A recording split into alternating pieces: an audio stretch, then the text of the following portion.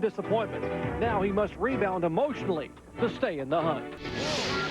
Jack Sprague in the wall. Down she went, couldn't catch it, and got in the fence, and pretty much ruined the day. And now after leading 80 laps, the two-time NASCAR Craftsman Truck Series champion will head back behind the wall. Blew up. Same old stuff. I don't know. I'm telling you, something happened in the engine in that 24 truck, Jerry. Unbelievable. Ray Dunlap. Jerry, it just blew up. What does Jack Sprague and that team have to do to change their luck? I don't know what to think. I don't have any mad left in me. Wow, this wasn't meant to be. What more does Jack Sprague have to do? He's fastest in practice. He wins a pole. He leads or dominates most of the race, only to have it go away within sight of the checkered flag. And Phil Parsons, as a driver, how do you emotionally rebound from such horrible luck? But, Doc, the thing for Jack Sprague is, after the severe disappointment of the last couple of weeks, he knows he's got a great truck. He had a great truck those races. So to come here, to sit on the pole, rebounds pretty nicely. And starting up front may not be such a good omen for him here, because in the 5 visits the NASCAR Craftsman trucks have made to this racetrack, the winner has come from the top 2 rows, never outside the top 2 rows. 5th and back is where the winners have come from. In fact, but all 12 races this year, the winners have come from a top 4 starting spots. Now, one of today's front row starters could actually add to both those streaks. To explain more on that, here's Ray Dunlap. Well, in happy hour, Bobby Hamilton made hard contact with the outside of the wall with the right front of his truck, and that was Goober, his primary truck. But here's the good news. He's got a great backup truck. Yes, he'll be credited with starting second today, but Old Hulk, one of his favorite trucks, is the one that he used to win with at Darlington. So, Bobby, we know you've got a good truck, but if you're going to win today, you got to do it from the back of the field. Is that possible? Well, I think so. You know, got a good pit crew here. The Jasper bunch is helping us today, and got us some equipment from the Square D bunch, and it's all about pit strategy when you have to come from the back, but this thing is always drove really good. It gets a ton of forward bite. Joe and Aaron can put a lot of torque in the motors for this particular racetrack, so we're not gonna try to charge the front. We're just gonna bide our time, try to be there at the end and set ourselves up for a good position. And if he's able to do that, a lot of that'll be because of his experience on this racetrack. A lot of experience up here on the front row, but we also need to hear about a rookie who qualified well. Let's check in with Amy East. Thanks, Ray. And 2 out of the last 3 races here at Loudon have been won by rookies. Last year, Kurt Busch did it in this 99 truck, which gives Nathan Hosley a great chance at victory today. Nathan, speaking of Kurt Busch, he ran this truck at Milwaukee. Greg Biffle ran it at Memphis. You must have learned some speed secrets from these 2 to run so well. Well, I think we learned a lot of little things with them guys running the Eldon Ford the last couple weeks. The Roush Racing guys have been working hard. We got a great qualifying position. I really like these flat mile tracks, and we're going to try to keep this Eldon truck up front all day long. Okay, well, Nathan Hosley has a lot of newly found confidence, and confidence wins races. And today just may be Nathan's big day.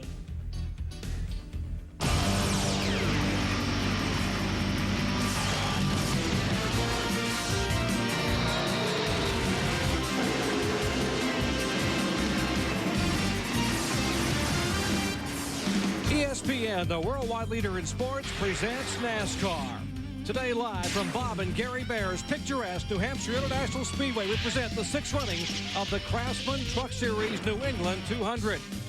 Scott Riggs, 3rd win of the year last week at Kentucky, allowed him to pull ahead of Joe Rubbin by 59 points. Ted Musgrave's crash and 24th place finish dropped him 2 spots back to 6th, and Randy Tolsma's 8th place finish moves him back into the top 10 in the overall point standings. With a great crowd on hand, the trucks are lined up. We'll come back and look at the Mopar starting grid and wave the green flag from New Hampshire in just a moment. Take a look at our Mopar starting grid. Here we go again. Jack Sprague on the pole, his 4th time in the last 5 events, flanked by Bobby Hamilton. Having to go to a backup truck, he will go to the back of the field. Row 2, our guys 1-2 in points in reverse order. Rubman is 2nd in points. Riggs is the leader. He will start inside and outside of row 2. Back in row 3, Rick Crawford's best qualifying effort since Dover when he started on the outside of the front row. And there's the young man, Nathan Hosley, the rookie, driving for Jack Roush in the Eldon Ford. And back in row 4, Lance Norrick, NASCAR Craftsman Truck's newest millionaire, by virtue of his finish at Kentucky, and Tom Carey's 11th career start, 3rd of the year from nearby Orange, Mass. How about the rookie Travis Quapple, the Cat Reynolds Chevrolet, and beside him, 3rd start with the Power Stroke Diesel sponsorship, Terry Cook in the K Automotive Ford. Row 6, we have Winston Cup star Ken Schrader and Ted Musgrave, a 4-time winner this year. Back in row 7, 2 impressive rookies, Ricky Hendrick, winner at Kansas, and John Wood, 4th and 7th the last 2 weeks. Row 8, Memphis winner Dennis Setzer and Stacy Compton, the Winston Cup driver. Row 9 gives us 2 Dodge drivers, Carlos Contreras and Willie T. Ribbs. And back in row 10, Randy Tolsma, 3rd in this race last year, and Coy Gibbs. Back in row 11, Billy Bigley, despite running out of gas, finishes in the top 10 last week at Kentucky, and there's the veteran Morgan Shepherd. Back in row 12, Dale Shaw, the 1994 NASCAR Busch North Series champion, and Brian Rose coming off an impressive 15th place finish at Kentucky. Matt Crafton and Mike Olson making his first start, fill row 13. Back in row 14, Bobby Dodd, a runner-up last year in Western West competition, and Jerry Hill, a frequent competitor here in trucks, out of the ARCA ranks. Michael Dockton, who finished 8th here last year, and Jonathan Price in row 15. There's Tom Powers and Larry Gunzelman. Gunzelman had tough luck last week with an engine problem and a battery problem. And Phil Bonneville rounding out the starting field inside row 17. Now let's get up close and personal with the 4 drivers who will carry our onboard cameras here today.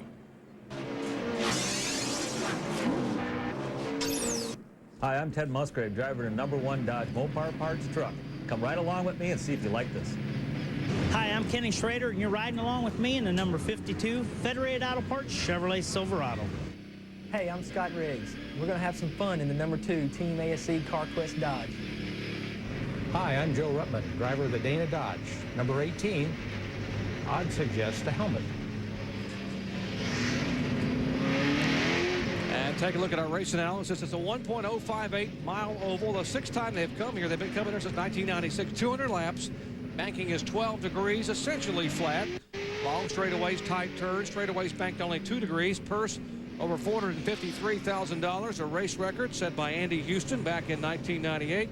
And the pit window still a little bit suspect because they only had a happy half hour, and that is the fuel. 70 to 80 laps on fuel, still questionable as to how far they could go. And Tom Carey, there's the 03 driver, Tom Carey, making his 11th career start, 3rd of the year, driving for EJP Motorsports. And Tom, certainly no stranger to the folks up here in the New England area. 34 years of age. Everett J. Prescott, the owner of that truck. Dave McMasters, a longtime modified and Busch North engine builder, part of that. Carey's best finish, 12th at Chicago last year. Love to have him come full-time next year in NASCAR's Craftsman Truck Series. Great qualifying run for Tom Carey, who starts 8th outside of row 4. And Bobby Hamilton takes Hulk now, the truck that he was his backup truck to the rear of the field. It'll be interesting watching Hamilton knife his way through traffic, and track position is so important here, Phil. And he is a veteran. This should make it pretty exciting early on. It sure will, Doc. To have a truck that's going to be that good starting at the back on a racetrack that's admittedly pretty difficult to pass on will be exciting. Glad to have you with us. NASCAR Craftsman Truck Series action from Bob and Gary Bears, New Hampshire International Speedway. A crowd of over 50,000 on hand as they come out of turn 4. These trucks off. Be ready. Be ready. Here. Green, green, green.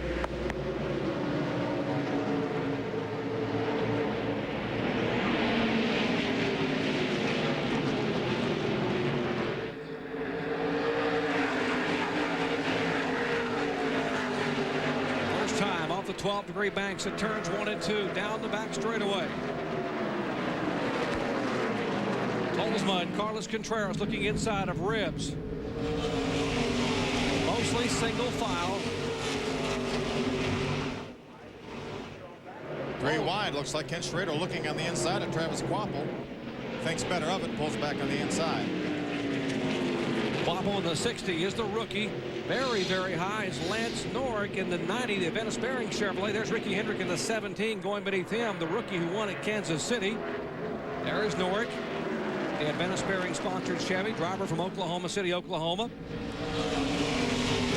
Looks like the groove is pretty wide right now. It's I think the thing to help this a lot is the fact that Winston Cup cars practiced a couple times this morning, so they actually probably moved the groove up a little bit. NASCAR's Winston Cup cars are here on Sunday with Jeff Gordon on the pole. The DuPont Chevrolet, they had happy hour, 45 minutes and a break and another 45 minutes as you watch Dennis Setzer in the Axiom Chevy make a move beneath the 90 truck, and that is for position. That's for 13th spot. Dennis Setzer's been awfully good the last 3 or 4 weeks. He's got 3 top 10s and actually 3 top 5s in a row out of the last 4 weeks. Here's a couple of rookies. Ricky Hendrick in the 17, the GMAC Chevy for the Hendrick stable, having won at Kansas City, as we mentioned. And then the 50, John Wood, has been very impressive in just 5 starts this year, 4 with Jack Roush Racing. Wood finished 4th and 7th his last 2 outings at Kansas City and Kentucky. Bit of a challenge for 2nd position. Joe Ruttman takes a look on the inside of Scott Riggs. The best place to pass is to try to get underneath somebody coming off the turn. We see that a lot of racetracks get off underneath somebody coming off the turn, try to beat them down to the next corner. They talk about some of the grinding that's been done on this racetrack that Bob Baer had done to the track, and also the sealers, and all the drivers here were raving about how much grip this racetrack had, and they were trying to work in a second groove through most of the practice for the weekend. Well, they sure were. That's the thing about this racetrack. You really never know what you're going to get when you get here. I've been here before when the sealer they put on it was like ice, but again, as you mentioned, everybody raved about this sealer. They thought it was very, very adhesive, so they were looking for a good race and hopefully some good side-by-side racing. All right, you see Riggs there holding off Ruttman for 2nd spot. Let's check in the Riggs pit with Ray Dunlap. What Jerry Phil just mentioned about the Winston Cup practice early this morning, many of the drivers said they were worried about what that would do to the handling of their trucks, and one of those, of course, is Scott Riggs. Riggs has said his truck was a little bit tight in happy hour. Well, now on the radio he says his truck is really, really tight. So apparently that rubber they put down has changed the handling for these trucks. Riggs and Musgrave both reporting tight conditions. Ray, sometimes not only does putting the rubber down changes the racetrack, but they're actually wearing off that sealer as they're putting the rubber down, so the trucks may act differently on the rubber than they do the sealer. Well, the guy they're chasing is a guy they've chased for much of the last 5 or 6 events. Flat Track Jack, or 1 Mile Jack, they call him.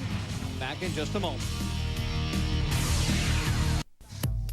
New Hampshire International Speedway. Hope you're enjoying our NASCAR Craftsman Truck Series action exclusively on the Worldwide Leader here at ESPN as you watch Dennis Setzer make a move inside of the 14 truck of Rick Crawford. Setzer the Chevrolet. Crawford is a Ford. Behind him is the 29 of Terry Cook.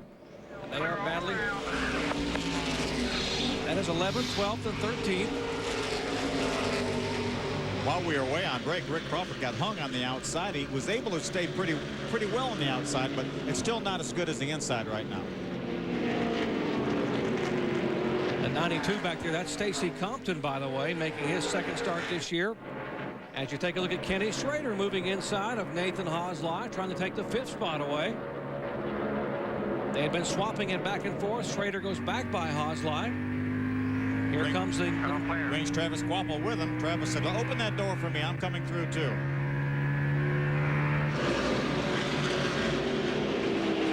Now Ricky Hendrick gets on the inside. He's going to bring Ted Musgrave with him. You get a hung on the outside, even though it's not no man's land, but you cannot make as good a time as you can make on the inside.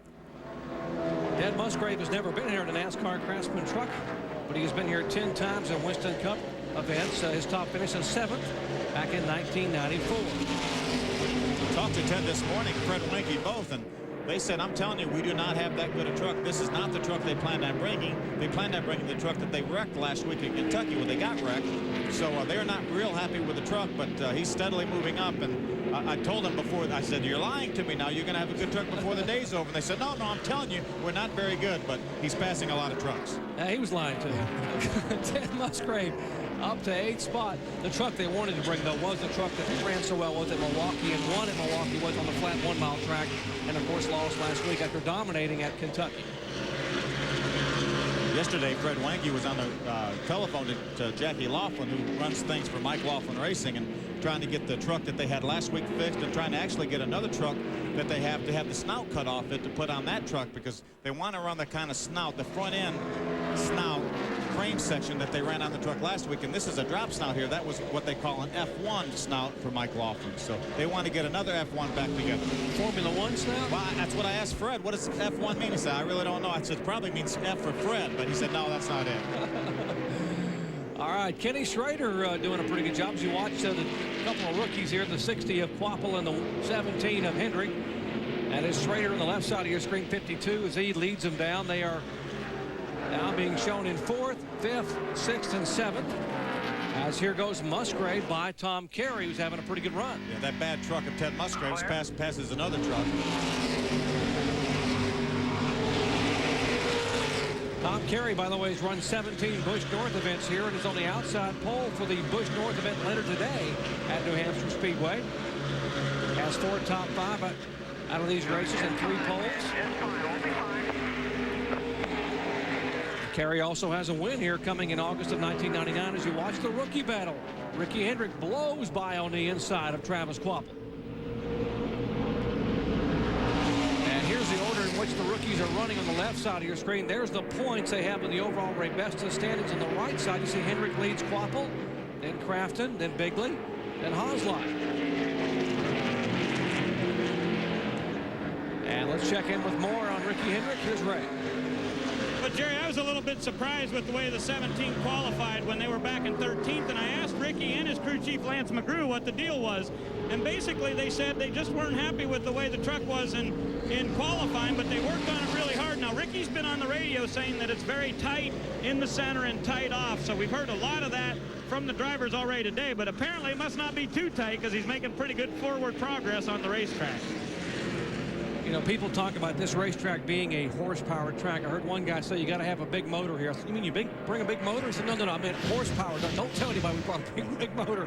But when you got B&R horsepower, which they have in the 17, talking about Kenny Bingham and Ronnie Revis, that's a big ally when you jam that throttle on coming off the corner. Boy, it sure is, and that works awfully well for, that's actually 2 of the trucks right there that have B&R horsepower, Ricky Hendrick and Travis Kvapil, in addition to Jack Sprague, our leader.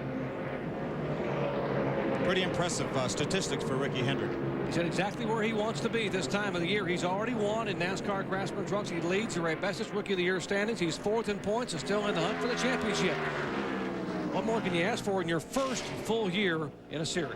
You know, I was looking up Ricky Hendrick's statistics, and he's actually run 19 Craftsman Truck Series races in his career, and he's been in the top 10 like 12 of those or more than that. He's had an incredible record. Actually, 16 of the 19 races he's finished in the top 10, so that's a terrific record. Let's update Bobby Hamilton's progress. That's Hamilton there in the Ford, the Dana Dodge, and trying to make a move inside the Ford of Morgan Shepherd in the 21. And if you just joined our coverage, Bobby Hamilton qualified on the outside front row in the truck he won with at Martinsville last April. And he was hoping to be able to run that truck. And in the 22nd lap of happy hour yesterday, he tagged the wall, had to go to a backup truck, went to the back of the field, is now working his way up in the pack and is being shown in 20th position. He started back in 35th. I was talking to some of the guys this morning, and they said actually a brake duct rubbed a hole in the right front tire, and that's what caused Bobby to hit the wall. Unscheduled stop for Billy Bigley. They go to the right side. Mark Blessing and company go to the right side of the Spears Manufacturing Chevrolet. You know, they ran out of gas last week. Let's check in first with Amy. Well, he was reporting of a vibration. Just to be on the safe side, they came in interchanging right side tires and made a chassis adjustment and topped it off with fuel. Just being safe. Better safe than sorry. I was talking to Billy Bigley this morning. He asked us to wish his son happy birthday.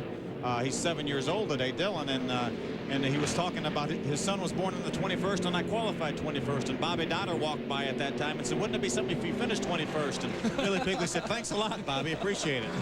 All that positive vibes, and then suddenly here comes by to throw water on your parade. They're chasing Jack Sprague here in the early laps. 24 of 200 are complete.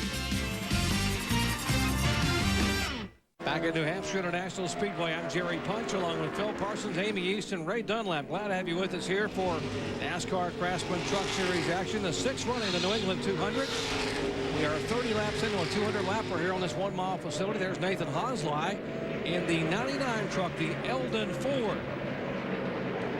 In fact, that truck won here a year ago, Amy, and led 32 laps from 5th starting spot. Who won that race, Ames? Well, it was Kurt Busch, and he's now graduated to the NASCAR Winston Cup Series. You did run the truck at Milwaukee. You got a little bit of truck blood back in you this season. You talked to Nathan right before he got in the truck. What advice did you give him? Well, I just wanted to make sure the information that we gave him about Milwaukee was legitimate. It wasn't throwing him completely off, but just some calming, encouraging words on what to do here. I'm not an expert in New Hampshire International Raceway, but it's a track where early on you're going to see a big variety of lap times. Just to keep his calm, cool pace and work at it, come into the pits, and just do an average job on what he needs to do. All right, well, that's Kurt Busch. He was just trying to help Nathan out. He says he's not an expert here at Loudon, but I would beg to differ. He was really good here in this truck race last year. Well, indeed he was, and what a job he has done in the Winston Cup ranks, running for Rookie of the Year in the Sharpie Rubbermaid Roush Taurus. Impressive young man for 22 years of age. I would think winning here would qualify you as an expert at this racetrack, wouldn't you? I would think so, yeah. Very humble young man. There is Nathan Hosley in the Eldon Ford, right in front of Terry Cook as they battle for position. They are showing in 11th and 12th spot. We saw Terry get by Rick Crawford while we were talking to Kurt Busch, and Terry's making some moves towards the front. And we'll update Bobby Hamilton's progress. And you're wondering why he isn't coming to the front in more of a hurry. It's because this is a very difficult racetrack to pass on. You see how he tiptoes in the corners. There you see some of the drivers on the move. Hamilton has gained 14 spots from 33rd to 19th. And Craftsman up to 16th. Dennis Setzer. Ricky Hendrick up to 5th. And Kenny Schrader up from 10th to 4th.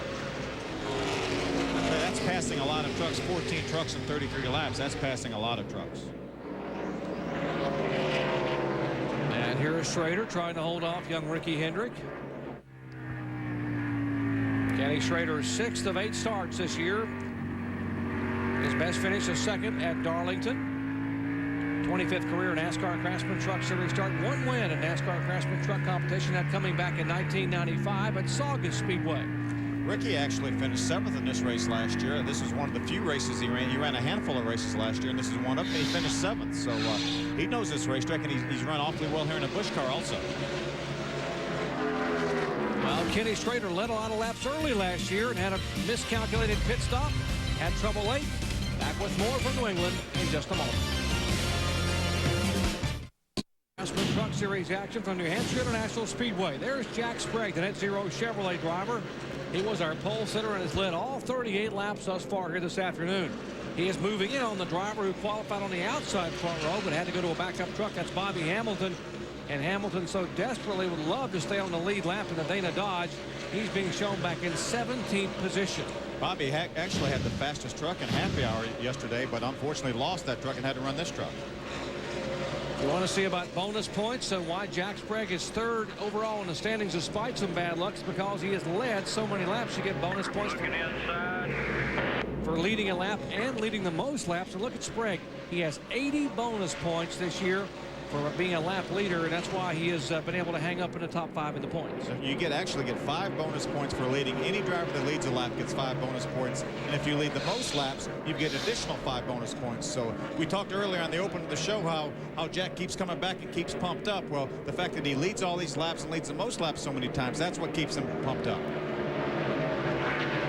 And Phil, we've seen Jack Sprague out front of an awful lot of these races, but all the time he's out front early. But we've also seen him blow up an awful lot of times right in the last 5 or 6 laps of the race. But here's the good news. You guys mentioned at the top of the show that there was only 1/2 hour of happy hour. In all of the races that Sprague blew up, we had an hour of practice for final practice. So that extra half hour has given him a little bit of cushion.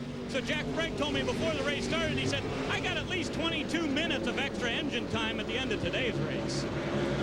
Yeah, but it's a 2.5-hour race as opposed to a 2-hour race, so he may be even closer. We hope his luck holds, because he certainly has had enough miserable luck here this year. We're talking about Jack Sprague, and that was Ray Dunlap updating us on the happy half hour they had yesterday and 30 minutes of practice prior to the NASCAR modified race. And by the way, the NASCAR Featherlight Modified fans, Tony Hirschman won that race yesterday with a great pass with 3 laps to go by Ted Christopher. Mike Stefanik, former NASCAR Craftsman Truck Rookie of the Year, finished 2nd yesterday in the NASCAR Featherlight Modified. How about that? 2nd place truck right there, Scott Riggs, about a 2.5 behind Jack Sprague. He's trying to get a run on Bobby Hamilton to get up beside him to put him a lap down. 36, you're going faster. It almost sounds like someone on the left rear.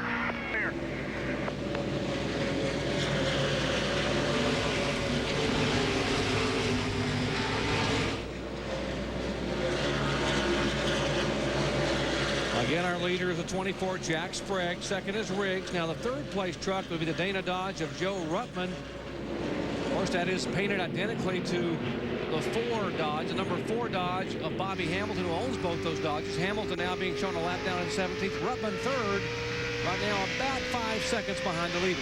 That's the truck that Bobby Hamilton's driving is actually Joe Ruttman's backup truck for this weekend. So they actually had to peel the 18 stickers off and put the number 4 stickers on so Bobby Hamilton could run that truck today. This truck Bobby Hamilton is driving, I'm sure Joe Ruttman is driving, is the one he won with at Pikes Peak when he started on the outside front row back early in here, back in May. It's called Angel. He finished 15th at, or 5th at Darlington, 1st at Pikes Peak, 8th at Dover, 6th at Milwaukee, and 24th at Kansas City when they had an electrical problem. Great pit strategy helped him win that race at Pikes Peak. Danny Rollins and all the guys changed left side tires on a green flag pit stop and did it awfully quick, and that enabled him to win that race.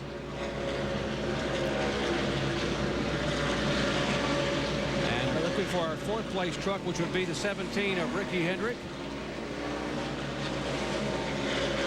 Can't get away from Travis Quapple, though, can he? Seems like it's been like that all year. Travis and Ricky have run together all year, and they swapped the point lead back and forth a few times.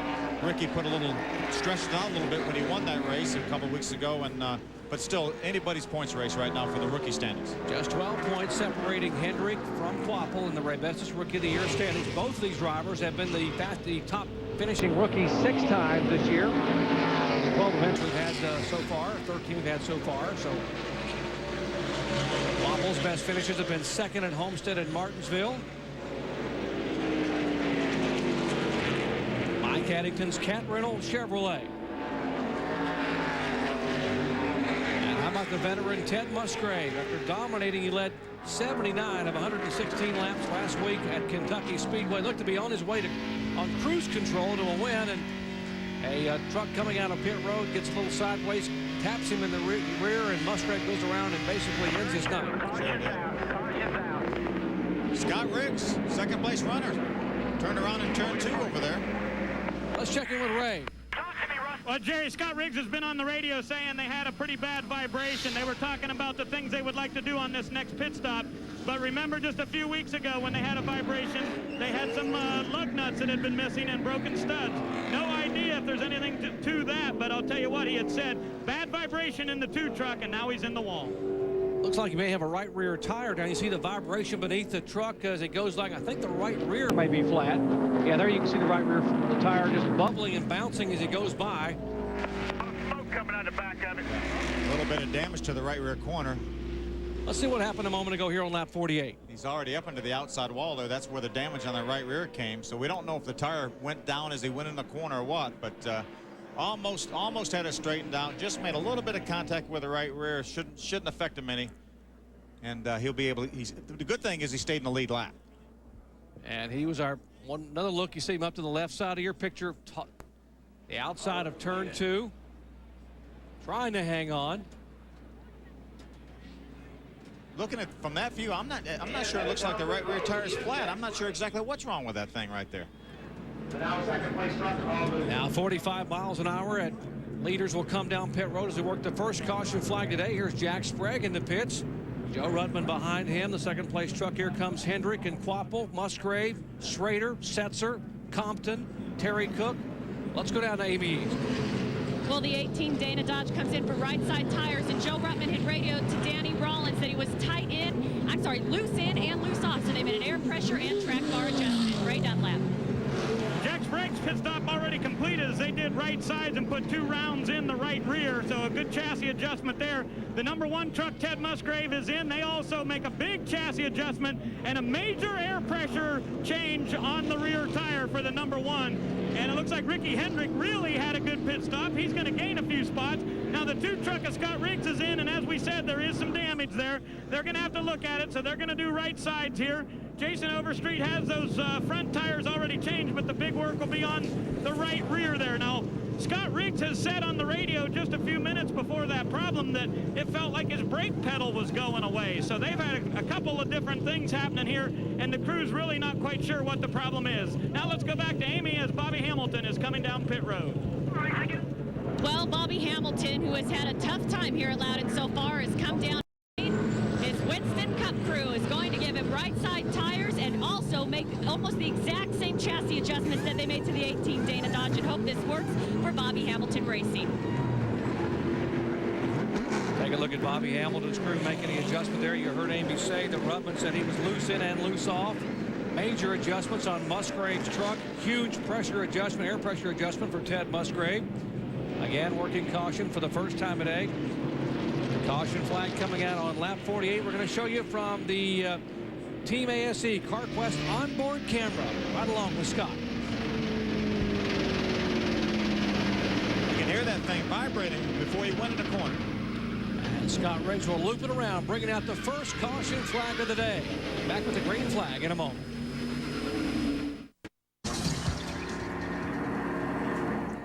Great truck racing action coming up, getting set for the restart, and our points leader back on pit road, and now he is being held by the NASCAR Craftsman Truck Series officials as he comes back into the pits, talking about Scott Riggs, who spun a moment ago. Ready. Green flag. And we'll check and see exactly what the story is in the Riggs pit down there for Ultra Motorsports. Meanwhile, Jack Sprague here on lap 55 leads them back down to turns 1 and 2. We're getting reports that Scott Riggs did not have a right rear brake. I don't know if the caliper broke or whatever. NASCAR will not allow him to stay in a racetrack without all 4 wheels having brakes. So they've actually pushed his truck behind the wall. And there's the truck behind the wall, Ray.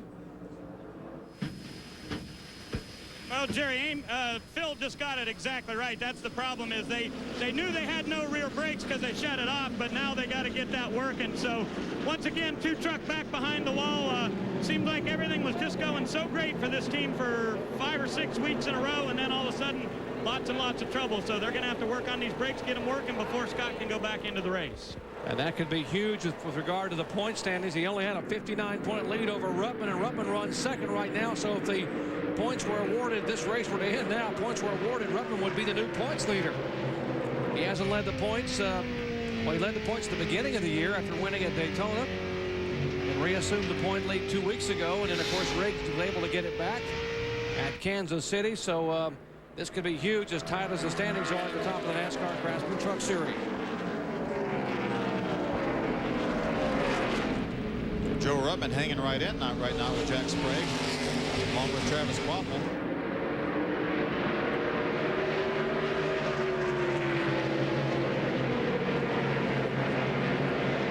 Watch him duck the left side tires right below that yellow line there. You want to do all you can do to keep the front end of that truck down on the bottom of the racetrack. So a lot of guys will use that apron to kind of keep the left sides down as low as they can on the bottom of the racetrack.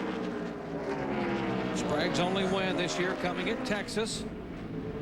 His 20th career victory in NASCAR Craftsman Trucks. His winningest active driver, 2-time series champion. Here's Travis Quappel, a rookie, looking to the inside of Joe Ruttman. Talked to Mike Addington, the owner of that cat rental truck, and he said they had a really good truck. He said maybe today is their day.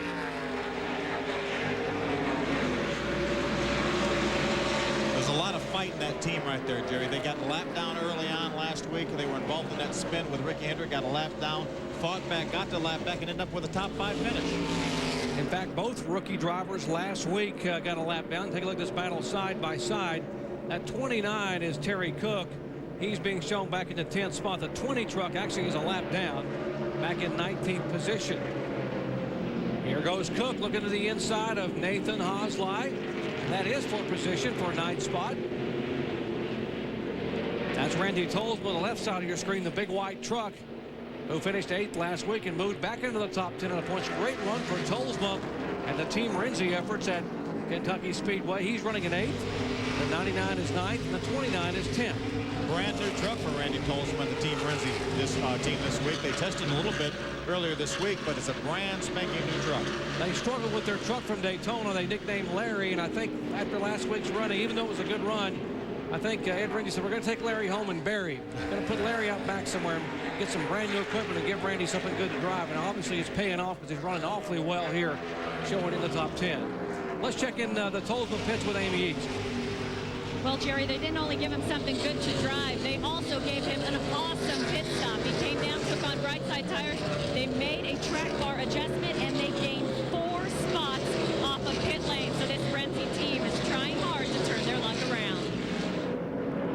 He also has a NASCAR Busch Series car, and I'm told that Tolsma will probably drive that car as well as the truck.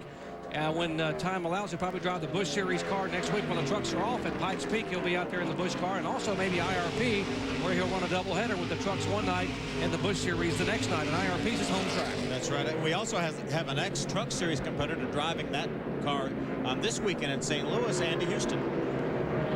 There's the guy they're chasing, the Net Zero Chevrolet. Our truck number 24 for Jack Sprague. 62 laps are complete. At Kansas when he scored his first career truck win.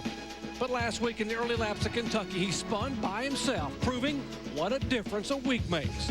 Ted Musgrave dominated the event last week until he came into contact with Matt Craftsman. The Mopar Dodge suffered some serious damage, sending the crew scrambling for repairs. That left Scott Riggs to bring home the victory, his third of the season, and he continues his march toward Ultra Motorsports' first NASCAR Craftsman Truck Series championship. And what a difference a week makes. Riggs is behind the wall being repaired in the 17 truck that was a lap down last week, running awfully well. Ricky Hendrick in 4th position. GMAC Chevrolet is one win this year, coming on July 7th out of Kansas Speedway. And how about Ted Musgrave in the Mopar Dodge? Finished 24th last week, running well today. He sure is. We talked earlier about him not having a very good truck, but he's up in the 6th position.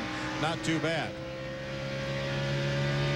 Musgrave, the winningest driver this year in NASCAR Craftsman truck competition. 4 victories, winning at Homestead, Mesa Marin, Gateway, which is St. Louis, and Milwaukee. And his teammate, not quite so lucky. Points leader Scott Riggs still behind the wall. How are they doing, Ray? Well, Jerry, it'll just be another minute or two. They're firing up the engine right now. They had to weld the bracket on the right rear tire there to hold a new caliper on. Jason Overstreet did the main welding there. Timmy Cahoot came over, helped him out. This was a real good total team effort. They've got the truck fired up, and they're right at the end of pit road here. So as he rolls back out, they'll be back in the race. Now, their biggest concern right now is with all that welding being done on the right rear, that it didn't get that area too hot, and they got to make sure that that right rear tire doesn't blow out in his first couple laps here. Once he gets going, gets a little air to it, it should be fine. Yeah, Ray, they actually weld that bracket right on the rear end housing, and then the bolt the caliper to that. So that should be far enough away from the tire that it shouldn't be a problem. But the thing, it may not be aligned just right. We align those brake pads so they're, you know, within just thousandths of an inch from being square with the rotor. So that's the thing that they have to worry about. I'm sure Scott, knowing he's a bunch of laps down, he's about 17 laps down. He's going to run at probably a little bit reduced pace just to make sure he can put in laps and finish.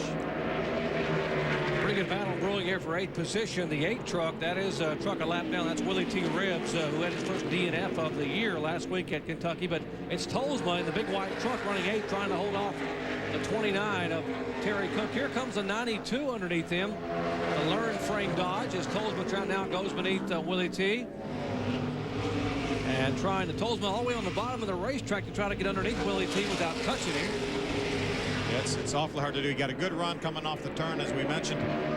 Scott underneath. Willie T is going to beat him down in the corner. He's going to bring the other 2 guys. Oh, contact there between Stacy Compton and Willie T. Willie T turns it left and gets down in front of Nathan Hosley. Nathan's going to try to do the exact same thing Randy Tolsma did, get a run on Willie T coming off the turn as he has, and beat him down in the corner. And Hosley and Crawford both will go by the lap truck of Willie T. Ribbs. Now the battle. There is Stacy Compton making his 2nd start of the year after finishing 6th at Dover. Amy? Well, and so far, Stacy has not been complaining about an ill-handling truck. We're seeing now that he's shaking things up a little bit, and that's what's fun about this truck series, and that's why we see drivers like Stacy Compton come back and run with us from time to time. You can beat and bang on these trucks. You can get some right side fender damage.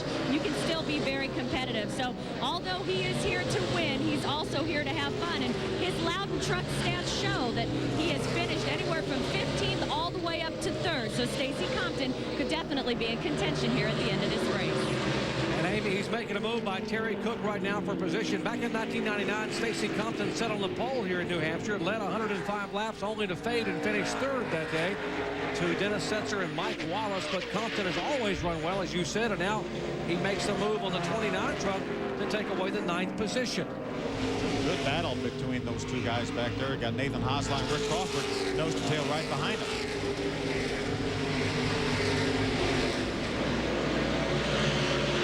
Jack Sprague is our leader. Sprague was the pole sitter, has led all 75 laps so far. We've had one caution flag coming out in lap 48 when our points leader, Scott Riggs, spun in turn 2. He is just pulled out from the pits behind the wall. He is 17 laps down in 28th position. You're watching the battle here for 9th position. Side by side again, Terry Cook and Stacy Compton. Terry Cook roaring back on the inside. The Power Stroke Diesel Ford zips by the inside the Dodge. Mark Melling on the machine. Chad Knaus, the chief wrench on that truck for Stacy Compton. See Terry get a good run in the center of the corner there. But unfortunately, Randy's right on the bottom of the racetrack. But look at Terry. Got a lot of horsepower under the hood of that 29 truck. Now, yesterday in happy hour, we were watching Terry Cook, and it seemed like they were hitting the rev limiter. But we talked to Terry this morning, and they had a little mix-up on some of the boxes. Yeah, they actually have a rev limiter and then hooked to an ignition box. Terry thought they were on a different ignition box, and they had rev limiter hooked up to it. He pulled the chip out because it was hitting it so early, but he actually pulled the chip out of the wrong box. So they've got it all figured out now, and he's really doing a great job. Just past Randy Tolsma for the 8th position. A little contact there between Stacy Compton and Randy Tolsma. That's one way to do it.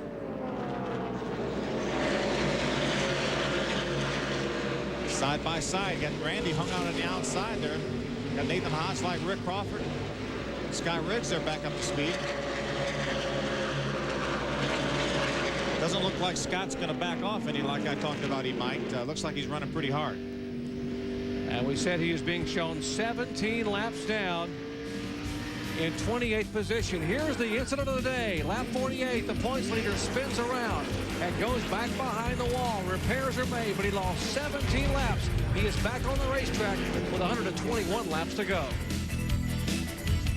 8:30 a.m. We'll have preview of Karts Michigan 500, recap of the IRL's Nashville Indy 200, highlights of the NHRA Mile High Nationals in Denver, and interviews from New Hampshire, including highlights from the NASCAR Craftsman Truck Series. That's RPM today and RPM tonight. Coming your way tomorrow. For more, log on to ESPN.com. And looks like a 4-tire stop and adjustment for Bobby Hamilton.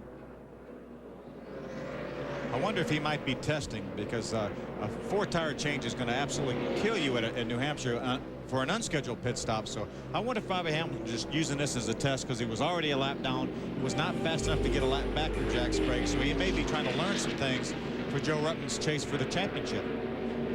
Once again, he owns both the trucks of Joe Ruttman and Willie T. Ribbs. Only the 3rd start of the year for Hamilton. Ruttman and Ribbs are running the full series.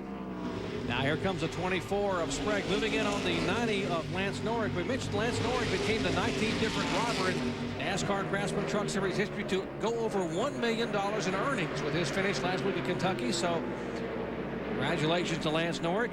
Be nice if a driver got all that money, but they don't, of course. I was just here thinking, I'm sure Lance is wondering, where did all that money go?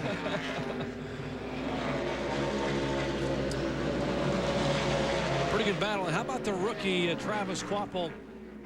From the beginning of the year, everyone said, which one of these rookies, or among these rookies, who's going to win first? Was it going to be Billy Bigley? Will it be Matt Crafton? Will it be Travis Kvapil? You know, what about Ricky Hendrick? Well, Hendrick now has won at Kansas Speedway.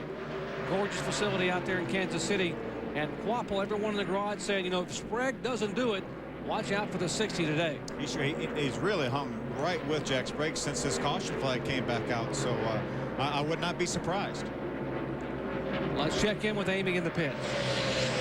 Well, if remember at the beginning of the race, we talked to Nathan Hosley. Now, he said he was comfortable here at a flat track. That's because of the Remax Challenge Series. He was the teammate to Travis Kvapil, so another driver who is very confident on these 1-mile flat tracks.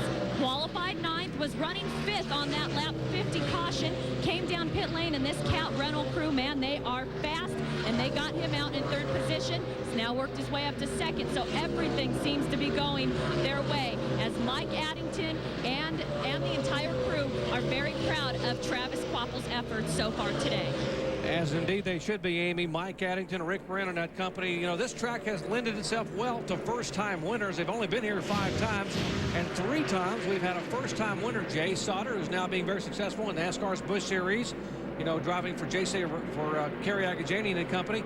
Andy Houston drove this 60 truck for Mike Addington to win here back in 1998, starting back in 3rd spot. And last year, Kurt Busch from 5th starting spot driving for Jack Roush became the 3rd first-time winner in just 5 events here at New Hampshire International.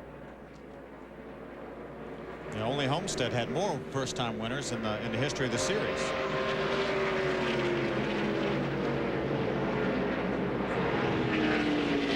Here's Jack trying to work under Willie T. Ribbs. He's going to try to get under him here in the center of the turn and just get in the throttle early and beat him off the turn. Travis said, "Open the doors for me and I'll follow you through."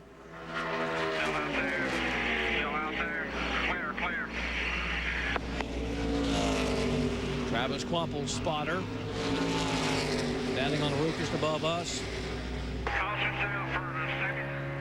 And caution waving. And the one truck was smoking down the back straightaway. It may have been some fluid from beneath the 72 truck of Jerry Hill. They're going to check for oil. NASCAR not going to take any chances at all. Safety the #1 priority here. So we'll bring out caution for the 2nd time today here on lap number 91. And with that caution flag waving, we'll get the trucks lined up behind the pace truck and get set for pit stops when we come back to the Hampshire International Speedway in just a moment. Gary Punch along with Phil Parsons, Amy Houston, Ray Dunlap, glad to have you with us. Caution flag on the Speedway due to smoke and some possible fluid out from beneath the 72 truck of Jerry Hill. Leaders have been on pit road. Here are the trucks that are a lap down now in the pits. Here is Rick Crawford in with the hood up, Amy. Well, you guys, for the 2nd week in a row, they think they've dropped a cylinder, but just to make sure, they're thinking now it may be something brake-related. It feels like it's locking up on them. They say it may be a rotor situation after all and not cylinder. They went under the hood to try to isolate if it is indeed a cylinder, and they've looked underneath the tires here. They pulled them off to check rotors, and it looks like it is a cylinder. And also, Travis Quapple and Joe Ruttman also came down pit lane. It was left side tires. Ray Dunlap. Well, Amy, pretty much the same thing down here at the front end of pit road. Left side tires for just about everybody, including our leader, Jack Sprague. Now, Sprague was a little bit tight in the middle, so they talked about a chassis change. They decided they would just do it with air pressure. So a bit of an air pressure change on the left rear tire, but Sprague saying he's still a little bit tight in the middle. Of course, you couldn't tell it by how fast he's running.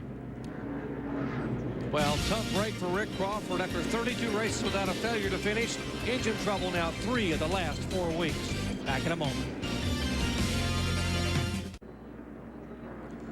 Back in New Hampshire International Speedway, just completing the 2nd caution flag today. Jerry Hill having an engine come apart in his number 72 truck. Brought out the caution flag, set for the restart with Sprague the leader. Ready. Green flag.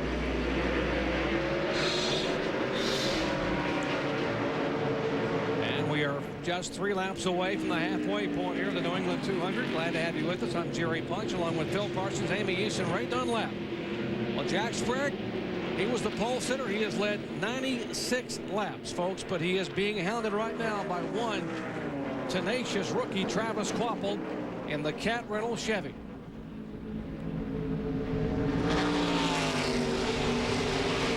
All over Jack Sprague through turn 3 and 4 there.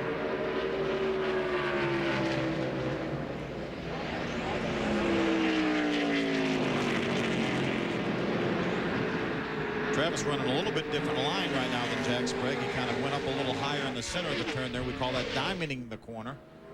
But as they come off the corner, they end up in the same place. So what works for one doesn't necessarily work better for the other. Travis Quapple from Janesville, Wisconsin, 24 years of age, rookie driver here, running 2nd in the rookie points. Watch them side by side. That's Ted Musgrave. Middle of your screen here, making a move inside of the Eldon Ford of John Wood. That's the 52 of Kenny Schrader. Federated Auto Parts Chevrolet behind Musgrave. They are being shown in 6th and 7th. A lot of Winston Cup experience at this racetrack between those two guys. Let's check in the 50 pits with Ray. But Jerry, we've been telling you about almost all the drivers today talking about a tight condition, and that's the same thing for John Wood. They came in 15th, gained 1 spot in the pits, went out 14th, but they made a pretty significant air pressure adjustment going up in poundage on the left front, trying to help that tight condition on the 50 truck. And you're riding along with Kenny Schrader in the Federated Auto Parts Chevrolet. Schrader, by the way, a two-time pole winner here in NASCAR's Winston Cup competition. Starts 8th in Sunday's New England 300 driving the M&M's Pontiac. So he enjoys running the NASCAR Craftsman Truck Series. There's a look at Kenny, starting back in 10th spot, currently being shown in 7th. 25th career start, 6th of 8 starts he'll make this year with us in NASCAR Craftsman Trucks. Kenny was good in practice yesterday morning early on, and then they kind of, when a lot of guys started putting new tires on, picked up some, and Kenny didn't quite pick up as much, but he's got a great truck here running right now in a 7th position. That's Coy Gibbs behind him, the MB&A Chevrolet. Same truck he had last week in Kentucky that was pretty heavily damaged. The team worked around the clock to repair this truck. This is the one he finished 5th with at Memphis and 5th at Dover, so it's his favorite truck, but not running as well as he would like it here in New Hampshire. Well, Coy's struggling a little bit. I talked to Gary Showalter this morning, and they thought they had a pretty good truck, but a lot of times, we ran the happy half hour, whatever it was, late yesterday afternoon, and this race started towards the middle of the day, so a lot of times the racetrack will be a little bit different than it was at 4 or 5 o'clock in the afternoon. Saw Nathan Hosley slip up a little bit there in the turn a moment ago. And a moment ago, Rick Crawford had to step out of his Milwaukee Electric Tools Ford. Amy, a tough day for Rick Crawford again. Yeah, it is, Jerry. And Rick, second week in a row I'm talking to you. Was it engine again? 3 out of 4.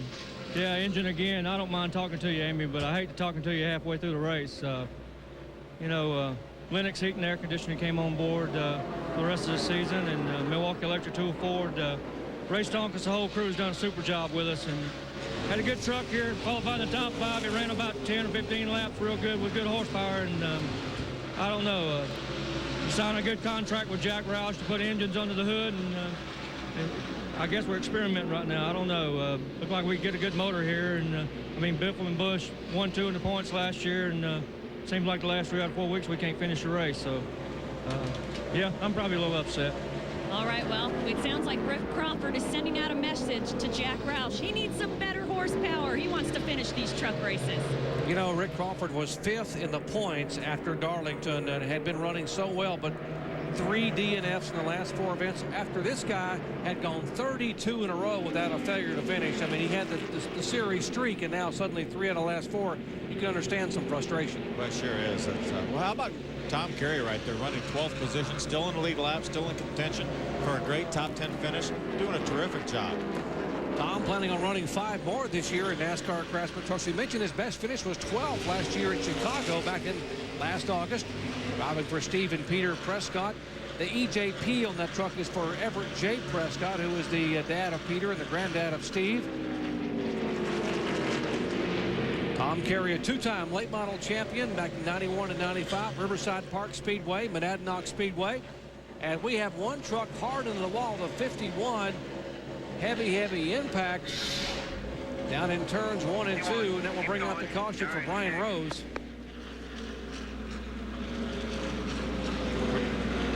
A lot of damage to the left rear in the rear of that truck. Maybe the left front also. There you see the damage on the left rear. Left front doesn't look too bad, but quite a bit of damage to the left rear of that truck. All right, got the caution. Stay low, 51 still stop on the high side. Well, 3rd caution flag today coming out. Brian Rose is coming off his best finish last week at Kentucky. He had finished 15th and getting better every week. Talking about the young short tracker from who had run the short tracks in Nashville, Tennessee, and run some of the short track circuits. Came on from the Sunclear Energy Chevy of Rick Ware. Now take a look at it from the Ridge's onboard camera. Well, there was some contact there. You saw Carlos Contreras right in front of Scott in the Hot Wheels Dodge. Made some contact, slid up in the corner, got into Brian Rose and turned him around, and there we see the result. He does have some left front damage and significant damage to the rear. Here is Ted Musgrave coming down pit road. Ray Dunlap at 45 miles an hour headed toward you. Jerry, I think they want to pull a spring rubber out here. They're looking to do right side tires this time for Ted Musgrave. truck really hasn't been good enough to win yet, and Ted and Fred have been doing a lot of talking back and forth about what all to do to try to make it, and we need to check in with Amy with the 99. Well, rookie Nathan Hosley came down and took on right side tires. He's on a right, left, right sequence so far, just trying to bide his time and do what veteran now Kurt Busch told him before this race, just get in a rhythm and try to do the best in a really good race for him so far. Ray Dunlap. Well, the work is completed on Ted Musgrave's truck. They do the right sides, get the fuel in it. I don't know if, guys, you may be aware of our fuel window here, but I'm not quite sure they're in the fuel window yet to go all the way the distance. Can they, Phil? Ray, I don't think so. Talking to all the crew chiefs this morning down there, and they thought more like, 75, maybe 80 tops, and maybe you could squeeze a few more laps, but we've got 93 laps to go. I don't think it's going to happen. Well, the Ted and Fred show back on the racetrack, but the guy they're still chasing, one Jack Sprague. At New Hampshire International Speedway, lap 111.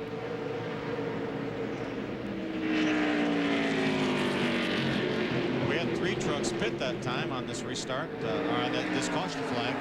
You mentioned Ted Musgrave and Nathan Hosley. Randy Tolsma also pitted, did not take any tires, made an adjustment and put some fuel in it.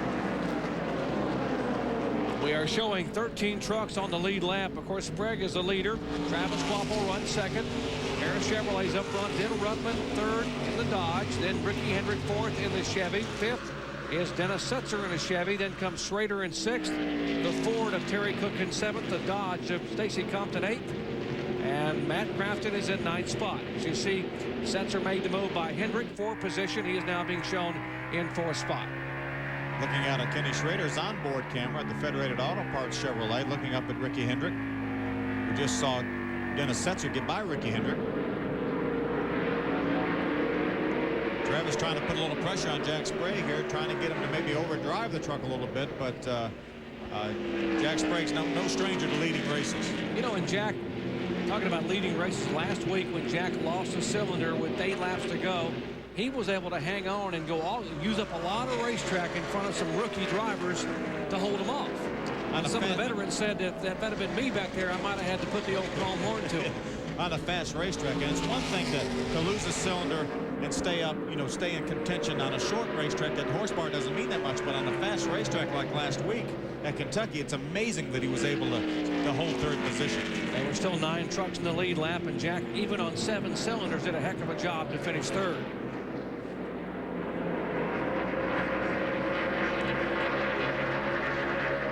Talk about super speedway leaders and fast track leaders. Well, it's no wonder Jack, look at his average finish here this year on super speedway, 6.9, the best among the regulars who run the series. And there are the wins on the right side of your screen. Ruttman and Riggs both with 2 wins.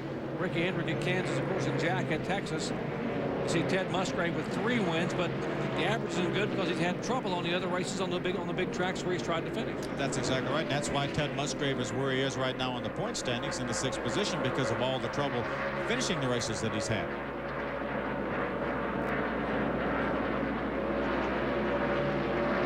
There's Musgrave in a battle now. That's Tolsma on the inside of the lap truck of Coy Gibbs. Coy Gibbs being shown 2 laps down. The big white truck of Tolsma now in 11th spot. He was one of those 3 trucks that came on the pit road a moment ago in the 3rd caution flag of the afternoon. As Ted Musgrave now motors by in the Mopar Dodge. All clear. Let's go down to Amy with an update on Randy Tolsma. Well, we heard Phil Parsons say that they did come down pit lane and only made a chassis adjustment. That is all they've been doing this entire race, besides taking tires occasionally, is making unbelievable chassis adjustments. Taking rubbers out of the left rear, putting air pressure in the left front, wedge out, fuel. I mean, he is so tight. They've done just about everything but connect that rear sway bar to try to loosen up that 61 truck. So they felt it necessary to come down and take more wedge out of the 61 truck for Randy Tolsma. Ray Dunlap.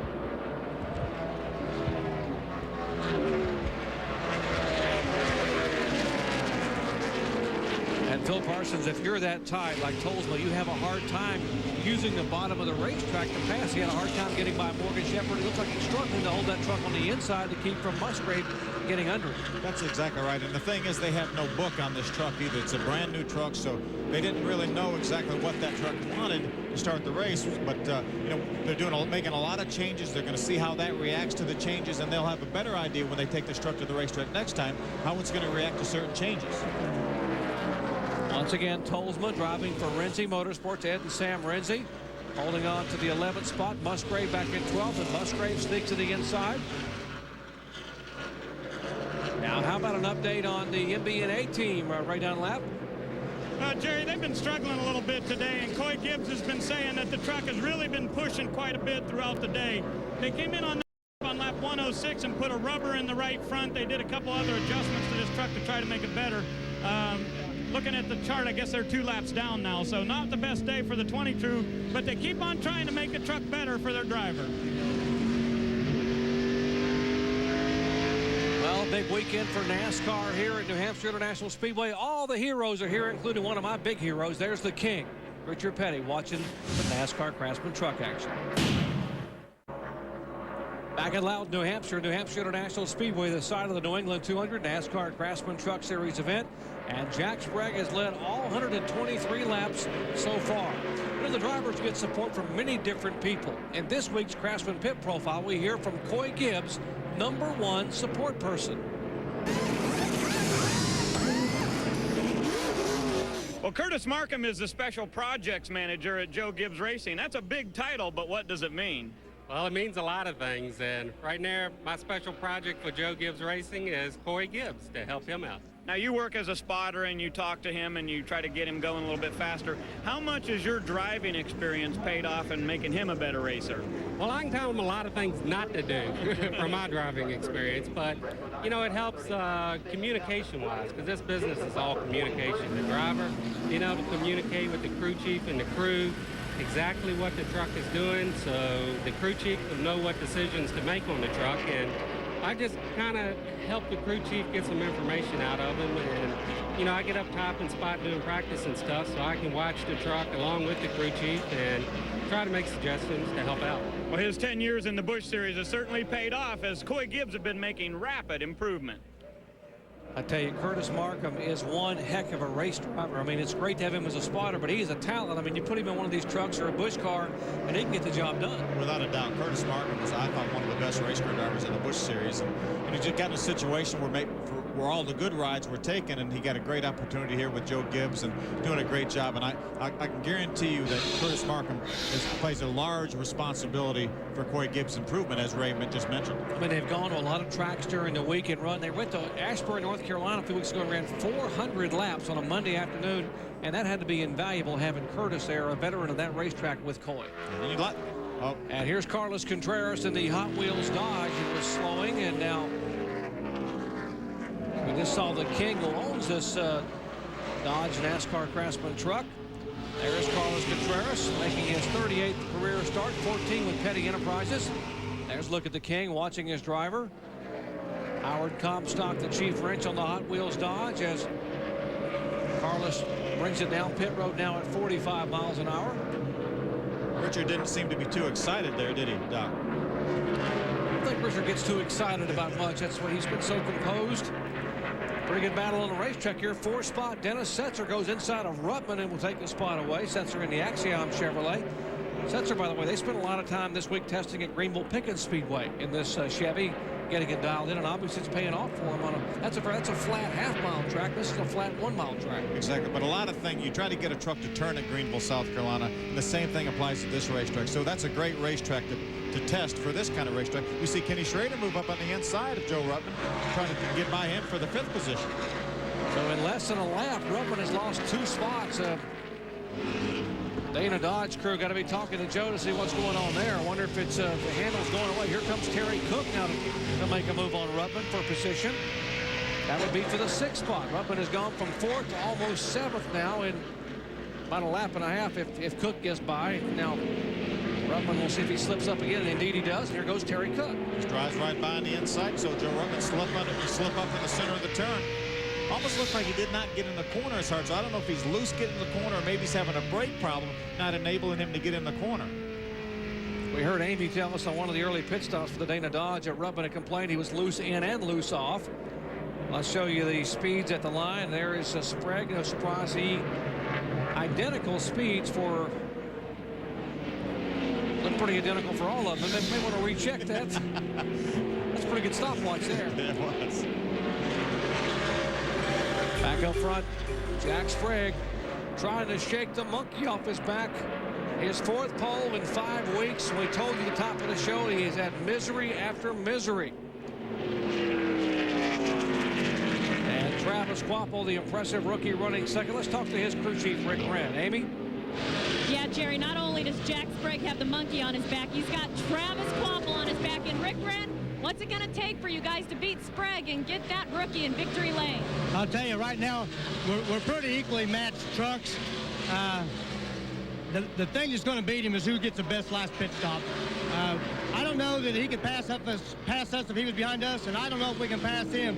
I just hope that the Cat Rental Store Chevrolet is there at the end of the race and has a chance to win the race. Well, according to fuel mileage calculations, when would you guys have to come down pit lane? We got enough fuel to go to around lap 170, but I think I don't know if the right side tires are going to last that long. We'll have to see. The truck's handling good, so the tires will last longer than the guys that aren't handling. But we're not coming in until the 24 comes in. You guys heard it. It's going to be a race off of pit lane. Well, Travis Quapple grew up in the shadows of the same territory that sent us Matt Kenseth up in the Wisconsin area in Janesville, Wisconsin. His dad, Dick, owned race cars when he was a youngster. Worked around his dad's cars. Began driving at the age of 16 in 4-cylinder cars at Rockford, Illinois Speedway.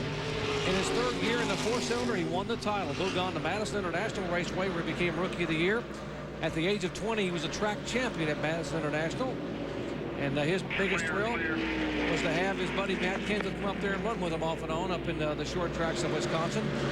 At the age of 21, moved on to Artgo and Remax Challenge. He has 2 Remax Challenge victories, both coming on ESPN, both races that I had the good fortune of calling out at Pikes Peak for Travis Quapple. And the way he's running today, we could have the fortune of maybe calling his first NASCAR Craftsman truck victory. But Mr. Sprague has a lot to say about that. Yeah, he's got one truck in front of him right now that certainly wants a win too. We chronicled Jack's problems over the last few weeks, and you know, we talk a lot of times when we talk about drivers hearing noises and stuff in the cars and in the trucks. But what kind of noises do you think Jack Sprague, if he's leading with about 10 laps to go, we're going to hear? It's going to be like thunder in that truck.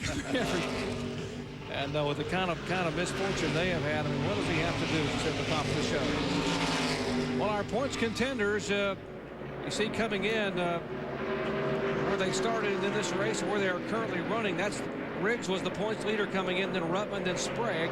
Only 59 points separating Ruttman from Riggs, and then another 46 back to Sprague. Take a look at the laps led. That means 10 bonus points for Mr. Sprague, so that'll tighten up even more. Exactly right. He's obviously already clinched the lap leader bonus for leading the most laps. So whatever he gets, he's going to have 10 more. He's going to have 10 more points. And the points as of now, Joe Ruttman would reassume the points lead.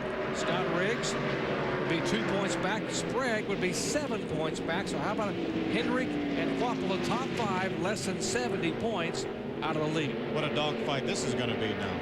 And folks, we are just 14 races into the 24-race, $12 million NASCAR Craftsman Truck Series Tour here in 2001, and the points are tied. 138 laps in the books. Back with more in just a moment. Net Zero Chevrolet is trucking because he has been trucking since they dropped the green flag. We are at lap 144, and that's how many Jack Sprague has led. All 144 laps trying to make up. We talked about how do you rebound emotionally from everything that's happened to him. It's a pretty good way to rebound. Yeah, just sit on the pole and lead every lap. That's one way to do it.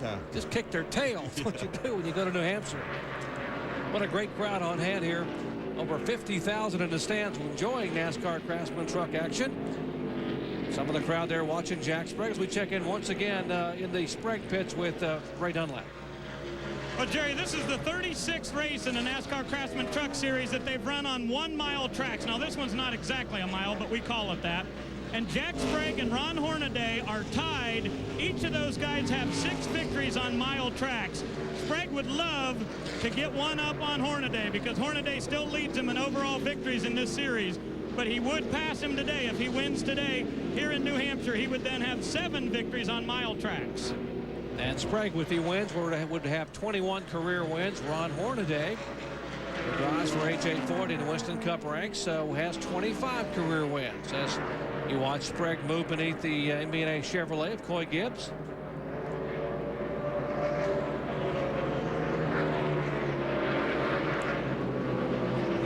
And let's give a call to Billy Bigley, who's running back in 15th spot in the Spears Manufacturing Chevrolet's best finish of the year, 5th at Kansas just a couple of weeks ago. And this week's one to watch, 2000 All-Pro champion Billy Bigley talks about his long-term commitment to NASCAR's Craftsman trucks.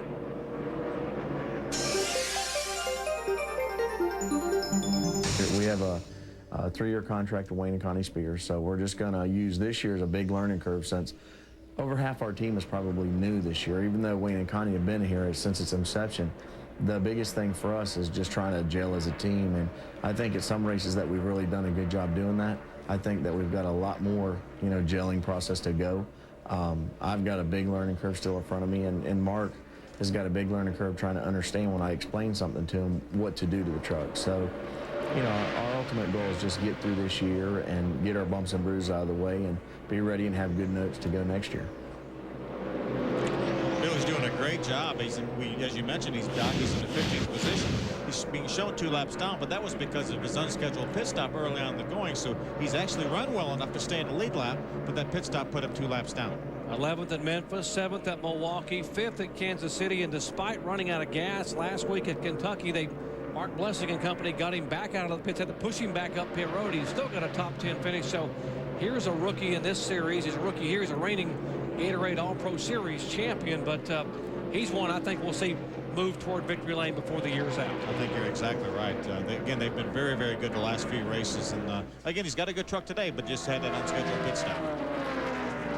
We are showing 12 trucks on the lead lap. Tolsman, Randy Tolsman, the last truck on the lead lap, the big white truck. He is back in 12th spot. Right in front of Tolsman is the 03 of Tom Carey, and the 60 truck is slowing on the racetrack. He's headed to pit road. So we're moving in on lap 150. 200 first gear. This must be the scheduled stop for Travis Kvapil. Let's go down to Amy. Actually, Jerry, this is unscheduled. He radioed in and says he thinks that he has got a flat right side tire. He does not know if that's front or rear, so they're going to change right sides, give him the fuel he'll need to go to the rest of the race, and hopefully a little bit of trouble on the right front. It must be a flat right front tire. Pretty good pit stop, but unfortunately, as you said, Amy, unscheduled stop and under the green, it does hurt you.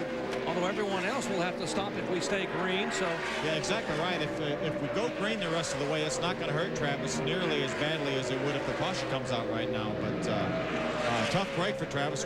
We heard Rick Wren said they could go to about lap 170. But the right front we're hearing now was cut. So unfortunately, but again, if we go green the rest of the way, it's not going to hurt that much. There's Travis Kvapil, who has run second for much of the afternoon. And the 60 truck started back in 9th position, Janesville, Wisconsin. We heard Rick Wren reiterating what we just said, that he's not going to have any problems at all if we go green the rest of the way. So he's got to just get in there. He's got new right side tires and keep digging and pass him when he comes to him. That's important to pump your driver back up psychologically. Exactly right.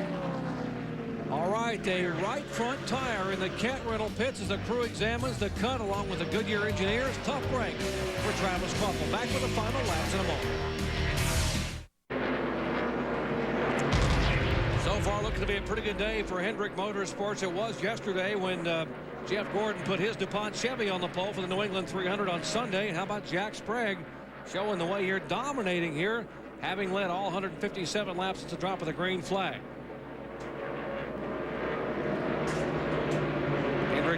Trucks running first and second with Jack Sprague, the 2-time series champion, leading, and then the GMAC Chevy of Ricky in second spot.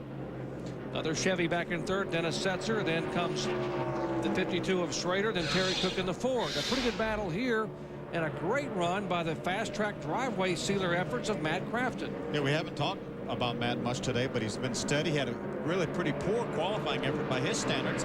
Qualified actually 25th, started 24th because of Bobby Hamilton going to the back. But he's been steady all day, been in the top 10 for the most part. He's all the way up to the 9th position right now. And I was told that they bought a Sabco Ganassi engine, Winston Cup engine. You see Musgrave now going by. A little bit of muscle, a little bit of Joey Arrington horsepower. Actually, Matt got a little, got right up behind Matt, got him a little bit loose, got him wiggling, so that got him off the throttle, so that allowed Ted to get a little bit of a run on him. And when he got a little bit of run on him, then the horsepower took over. If you mentioned the great run Matt Craftsman was having, they are using a Sabco Ganassi engine. They purchased the same one Sterling Marlin used at Charlotte last fall. Here's our leader on pit road. Headed down to you, Ray Dunlap, at 45 miles an hour. Well, Jerry, they want to be sure that they pull the right front fender out just a little bit. He's made a little bit of contact there. They're slightly worried about it. They are going to do right side tires this time, so Sprague pulls it in pretty close to the wall. The crew goes to work. Corey Quick is on the front. Cole Chitty changes the rear tires, and they've got a good stop going here. Now Back in 1999, K Automotive won this race with Dennis Setzer on a fuel-only stop, and they've done the same thing for Terry Cook in the Power Stroke Diesel Ford F-150. No tires, one can of fuel. They're good to go to the edge. All right, two of the lead trucks have already made pit stops. Power Stroke Diesel folks on board for 3 more events. Here's the Federated Auto Parts Chevy for Kenny Schrader. 2-time Winston Cup pole sitter here, and right in front of you, maybe. Well, Ken Schrader's doing the same thing, you guys. One can of fuel, a very quick stop for the Federated Auto Chevy. This is really a tribute to the tires that Goodyear brought to this racetrack, Jerry. These guys have 40 laps to go, but the tires are so good, they don't feel like they have to change tires to go faster. The tires maintain their speed throughout an entire run. There's the leader, Ricky Hendrick. Started back in 12th position.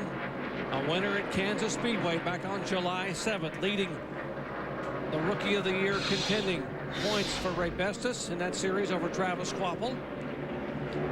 And I got to believe Travis Quapple is loving the fact that the leaders are starting to pit now under the green. If we stay green, then Travis's pit stop a moment ago for that cut right front tire won't be nearly as bad, as he is right in front of the leader, Ricky Hendrick. Yeah, see, by virtue of Jack Sprague's pit stop, Travis is already back on the lead lap right now. And here is Joe Rubber to the Dana Dodge. Amy? Well, crew chief Danny Rollins always likes to be different, so he's going to give Joe right side tires, and they're going to give him 1 can of fuel. Danny, who is also the right front tire changer and crew chief, had a nice smooth stop. They let the tire get away from him, though. Waiting on the rear, and it was a 10-second right side stop. And he heads down pit road. Now there's the 03 of Tom Carey getting service. Right side tires, and he tries to put it in gear. Still got it up on the jack, and now he's off the jack for Tom Carey. Looks like they waited a little bit too long. They were waiting on fuel for some reason. We've heard Amy and Ray both say that these guys are only getting 1 can of fuel, and they had a little bit of trouble with changing the right front tire, but yet they still waited on fuel. So that's, I think, a little bit of inexperience there. Let them stay on pit road longer than they needed to. Tom Carey showing in the top 15, possibly a top 12 finish here for the orange mask driver. There's Ricky Hendrick, still waiting for his final stop as we are 34 laps away from the checkered flag. There is a 21-year-old driver, son of Rick and Linda Hendrick. Now we'll watch for him to slow, make that move. No, he will come down the straightaway. Let's check in with Ray. Well, Jerry, the 17 truck can go till lap 175, so if a caution were to come out between now and then, it would really change the complexion of this race. If we stay green, look for Ricky Hendrick to make it down pit road at 175. Now, I also heard on the radio that Ted Musgrave is going to do a gas and go only. They will not need tires this late in the race, so a little bit of strategy happening down here, but the guys in the Hendrick crew wouldn't mind seeing a caution. Well, there have been 5 different, as you watch Matt Craftsman come on pit road for the Duke Thorson crew to go to work to change his right side tires. Ray? But Jerry, he's been loose most of the day today, and the number 88 is kind of odd because we've heard a lot of people saying their truck was tight, but Matt was loose, so they made an air pressure adjustment on that right front, changed right front tires and gas, and the 88 is done with their pit stop back to the racetrack. Matt was being shown in 6th position. His best finishes this year have been 6th twice at Martinsville and Pikes Peak. 7 top 10 finishes in the last 10 races. Hoping to log another top 10 here. Good pit stop by his crew. Well, there have been 5 NASCAR Craftsman Truck Series events held at this racetrack. 5 different winners. Kurt Busch won it a year ago. Setzer won it in 99. Andy Houston in 98. Jay Sauter in 97. And Ron Hornaday back in 1996. 3 first-time winners. Another thing this racetrack breeds is close finishes.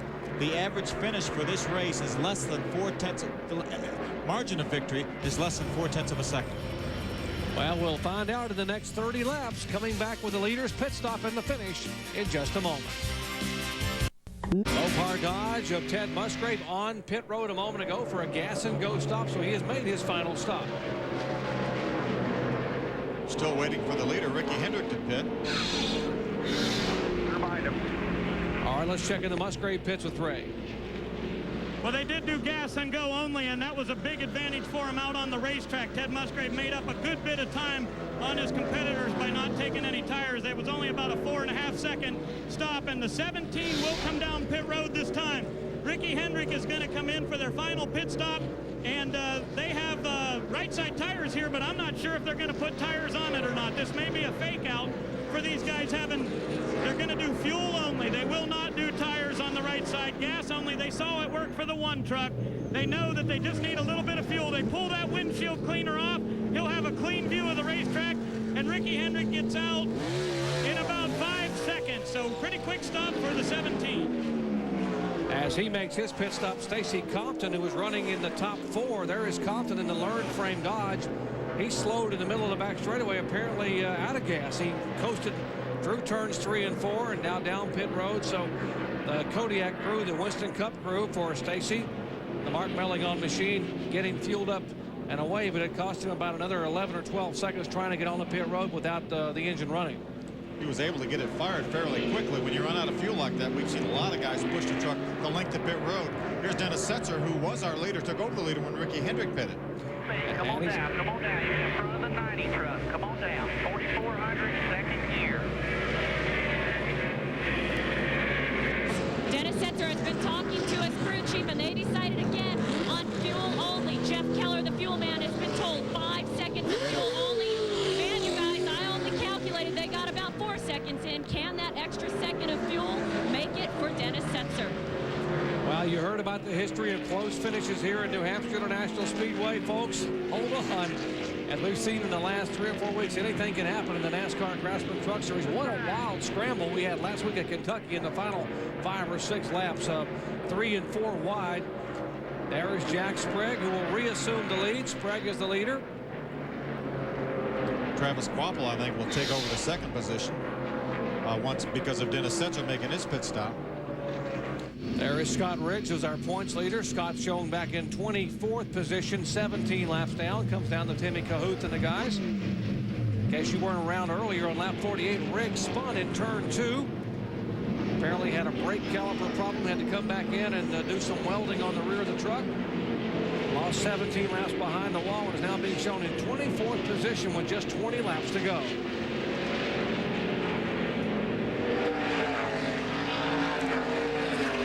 Sprague the leader, Travis Quapple showing in 2nd spot. Tolsma is in 3rd position, then Dennis Setzer, Ricky Hendrick, and Ken Schrader. Randy Tolsma right now running in 3rd desperately needs a caution flag because he has not made his green flag pit stop.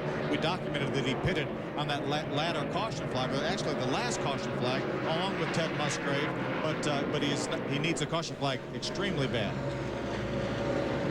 Again, Sprague the leader. There is Quapple, who had the unscheduled stop. Travis Quapple coming in on lap 150. Quapple had a cut in a right front tire. Had to come down for that stop early. That's what put him behind, and now he's being shown back in 2nd position. There is John Wood, the 19-year-old, the Eldon Ford. Right? But, Jerry, they had to do kind of a follow the leader deal here as they went with fuel only for John Wood, running in 14th place now, a number of laps down, but as you said, they decided fuel only. No reason to put tires on here with just inside 20 to go.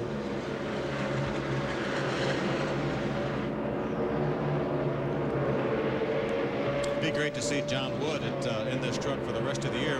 Max Jones said last week that they plan on keeping John in this truck the rest of the year. So going to see a lot of good things out of that number 50 truck.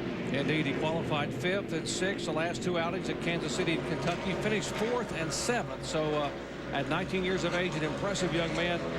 Pretty good family tree there. Eddie and Grandpa Glenn, who, by the way, will be inducted into the NMPA Hall of Fame this September. Here is Randy Tolsma in the big white truck headed down pit road. It'll be a gas only apparently for Tolsma. See the gas man, that's the key, is the gas man runs along with the truck. You know, the truck may leave 4 or 5 seconds into a pit stop, but the gas man will actually run as far as he can with the can still plugged in. So they actually can get a couple seconds extra fuel on a truck by the gas man running along with it. And by making that pit stop, Tolsma will go a lap down and be shown in 10th position. Laps are winding down. There'll be 15 to go when they come back. And the man they're chasing, Jack Sprague, who has never won at New Hampshire. Back in a moment.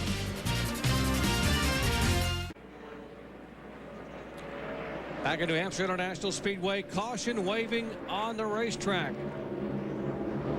And the 2 truck apparently has erupted. That is Scott Riggs, our points leader. Right front now. And a right front. Yeah, it's right front, right side tires. You can hear this. That was Timmy Cahoot telling me right front tires down. They're going to put right side tires on. There was so much smoke, Doc, that I think maybe NASCAR thought that somebody had blown an engine. Well, we did the same thing. Looking out the window, you see a big puff of smoke, and you can't see because of the way the truck comes off the flat turn. But it's a right front tire headed down to you, Amy. Tough luck again for Scott Riggs today. Hey, sometimes when it's bad, it's just really bad. And this ASC Dodge has indeed got a flat right front tire. And we've seen some other trucks have some trouble with that right front. So, Phil Parsons, is this a camber issue? Because Goodyear indeed has brought a stellar compound to Loudon. Yeah, I don't think it's a camber issue at all. I think that you know, as we saw earlier, Travis Quabbel definitely ran over something. I think Scott probably did the same thing. Thus far, the Mike Dolan driving the pace truck brings the field down. There are no takers on pit road. They're showing 8 trucks that are on the lead lap, and there's what's left of the right front tire for Scott Riggs, who was the points leader coming into the day. Oh, here is Terry Cook down the Power Stroke Diesel Ford coming into pit. Terry 6th right now, and he's in front of you, Ray. Well, Jerry, they decided they were going to do right side tires on Terry's truck. Really nothing to lose here. You never know if you can gain some spots here. Ruttman also comes down pit road. They've decided to go to left side tires on the number 18 here.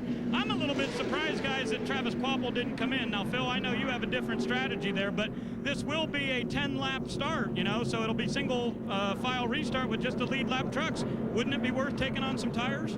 Ray, I'll disagree with you 100% because Travis Quabbel cannot give up track position. He's in 2nd position right now. He's going to be able to pull right up on Jack Sprague's rear bumper.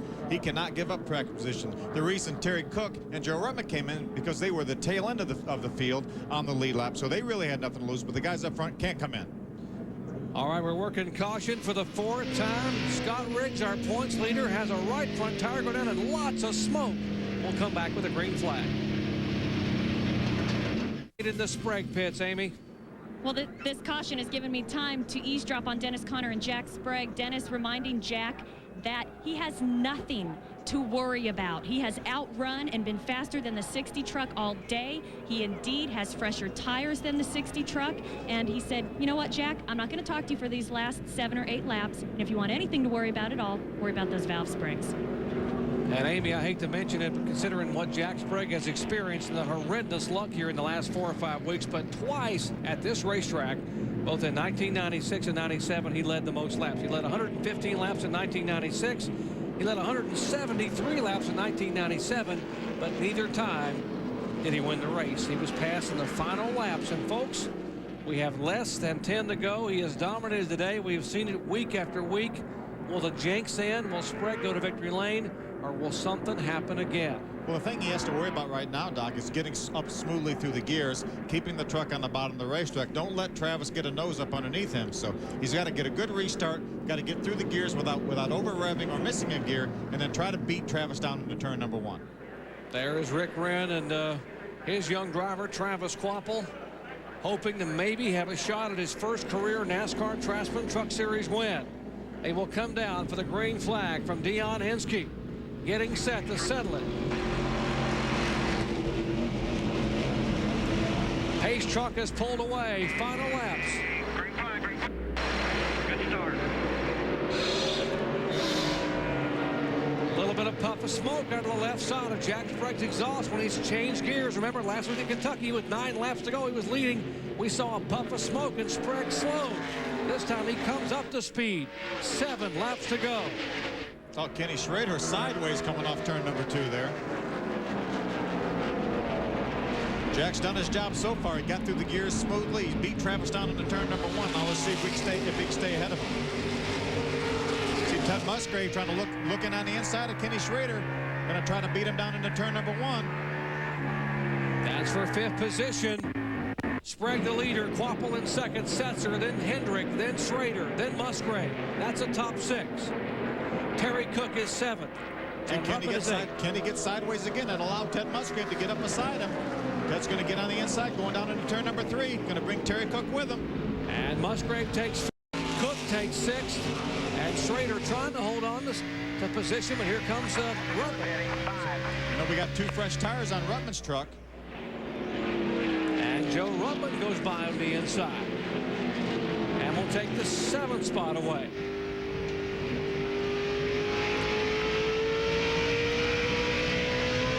Laps to go, and about 12 truck lengths separating Sprague from Quapple. They called him Mile Track Jack. 6 times he's won on 1-mile racetracks, 20 career victories. 4 to go here at New Hampshire International Speedway. A little contact there between looks like Nathan Hosley and Billy Bigley. Bigley being shown back in 15th position. Hosley's a lap down back in 11th spot. Battle for 4th position. Here goes Musgrave down on the inside of Ricky Hendrick. Keep that truck on the bottom. Try to get in the throttle. Musgrave back hard in that Joey Arrington power plant. Here comes Terry Cook on the bottom of the racetrack to make it 3 wide. Those says no, not enough room yet here. Still 3 laps to go. Cook showing some muscle with a power stroke diesel. He certainly is, but Ricky's hanging in there awfully well on the outside. See Ted wiggle a little bit coming off of turn 2. That allowed Ricky to pull back ahead. Now bring it down to the inside, Ricky. Hendrick is 4th. They are side by side for 5th between Cook and Musgrave. Terry Cook pedaling for all he's worth on the outside. Still a pretty... They're trying to block Joe Ruttman there. There comes the new left side tires on Joe Ruttman. Ruttman down on the inside of Terry Cook entering turn 1. 2 laps to go. It'll be white flag next time by. Great battle waging back here for 5th, 6th, 7th, and 8th. There's the man they're chasing, Jack Sprague. You think Jack's hearing any noises yet, Doc? You imagine his heart is pounding, his pulse is quickened. 1 lap to go. Get the jinx in for Jack Sprague, the 2-time champion in the Net Zero Chevrolet. He has dominated. He has won practice. He has won the pole. He has won happy hour. He has led the most laps week after week. But something has happened. Could Sprague see the jinx go away? He is a half a lap away from his 21st career victory. Out of turn 4, he heads to the checkered flag, and the Net Zero crew will celebrate because Jack Sprague has won it at New Hampshire.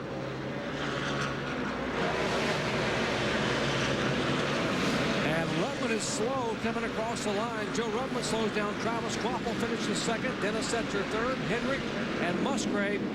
And how about the Hendrick teams? Both of them celebrating the GMAC crew. Ricky Hendrick over congratulating their teammates. A Net Zero team for Jack Sprague. Let's go down to Amy. Dennis, you can breathe now, buddy. Not only do you guys win the pole, you won the race. Get the Craftsman bonus. Were you worried in those last 8 laps? I heard you tell Jack not to worry. No, honestly, I wasn't worried. I knew that he was much more experienced on the restarts, and our tires was about 12, 15 laps better than the 60 truck was. So logically, there was absolutely no reason to suspect that the 60 was going to be able to get around him other than our usual luck for the past year, I suspect. Yeah. Well, he's now getting a thumbs up from Rick Hendrick, who just walked up behind us. That's got to be special, Dennis. It very definitely is. And Pop Hendrick, Rick's father, got out of the hospital, I think, yesterday. So this is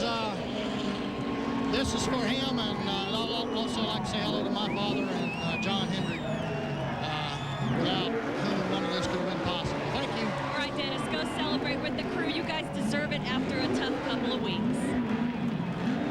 And Amy, these diehard New Hampshire fans enjoying this. Over 50,000. Listen to him cheering Jack Sprague. We'll talk to him when we come back.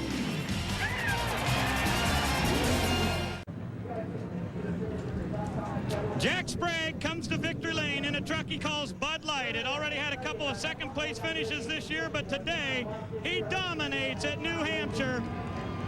Absolutely domination, and his crew ecstatic about this finish because they get a $10,000 bonus from Craftsman for winning from the pole.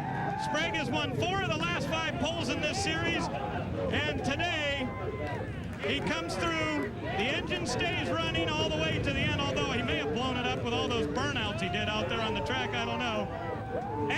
Extra dose of Gatorade here for the victor.